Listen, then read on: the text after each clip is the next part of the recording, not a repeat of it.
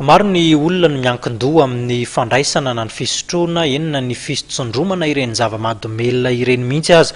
Kanefa ho fantatra rehetra zany fa dia voararan'ny lalana ny fivarotana sy ny fisotroana na ihany koa ny fifohana izany Zava Mahadomelina izany. Raha nitaha tamin'ny taona 2024 dia somary niena ny tahan'ny olona voasaringotra atao anatin'ity raharaha Zava Mahadomelina ity. Ory zareo avy eo anivo ny mpitandro ny filaminana. Olona miisa araka amin'ny fitopolo sy roanjato no voasambotry ny mpitandro ny filaminana misahana ny ady amin'ny Zava Mahadomelina tamin'ny taona 2024 iny ary ny 170 sy roanjato amin'izy ireo no nahiditra ponja vonjimaiky.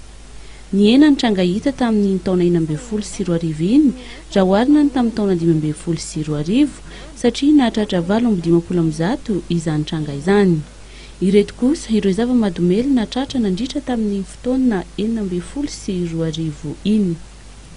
Ny rongony tratra 1292,70 kg. Ny menaka rongony azo 720 litatra. Ny héroïne 720 gram. Ny cocaïne 13 gram. Ny toka gasy 770 litatra. Ny paragasy 70 kilao. Raiky amby 70 sy 200 ny olona voaroiroy ka ny raiky amby 70 sy 200 no tazonina ponja raha nahazo fahafahana ny ambiny. Dorana kosa ireo rongony tratra ary hatrehan'ny mpitsara izany. Misy ny procès verbal tanterahan'ny mpitsara manatrika ny fandorana ireo Zava Mahadomelina. Arina kosa ireo toka gasy tratra ary dorana ihany koa ireo fitaovana nitondrana azy.